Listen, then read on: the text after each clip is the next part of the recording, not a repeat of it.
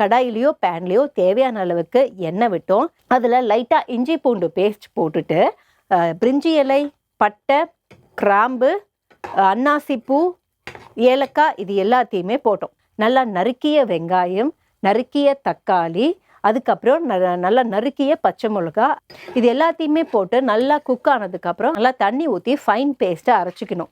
அரைச்சி முடிச்சதுக்கப்புறம் நம்ம மறுபடியும் ஒரு கடாயோ பேனோ வச்சு தேவையான அளவுக்கு எண்ணெய் விட்டு அதில் லைட்டாக இஞ்சி பூண்டு பேஸ்ட் போட்டுட்டு அந்த இஞ்சி பூண்டு பேஸ்ட் பச்சை வாசனை போனதுக்கப்புறம் இப்போ நம்ம அரைச்சி வச்சுருக்கிற பேஸ்ட்டை அப்படியே அதில் போட்டு நல்லா கொஞ்சம் குக் ஆக்க விடணும். குக் ஆகும்போது கொஞ்சம் தண்ணியை லைட்டாக கலந்துக்கலாம்.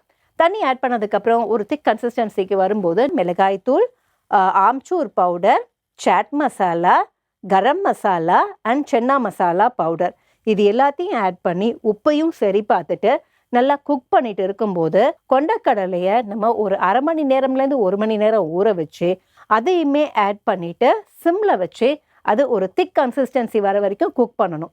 குக் பண்ணதுக்கு அப்புறம் ஃபைனலாக கசூரி மேத்தியை லைட்டாக கசக்கிட்டு நீங்கள் பிளேட்டிங்கை முடிக்கலாம். ஒரு டோ ரெடி பண்ணணும். அதுக்கு மைதா எடுத்துக்கிட்டோம். தேவையான அளவுக்கு உப்பு அண்ட் கீ, அதில் கொஞ்சம் தண்ணி விட்டு நல்ல ஒரு டோ ரெடி பண்ணோம். பூரி மாதிரி ஒரு விஷயத்த ரொம்ப குட்டியாக போட்டுக்கிட்டோம். டீப் ஃப்ரை பண்ணி எடுக்கணும். ஸோ அந்த கோல்டன் கலராக வரும்போது எடுத்து வச்சிட்டிங்க அப்படின்னா இதுதான் பட்டூரா.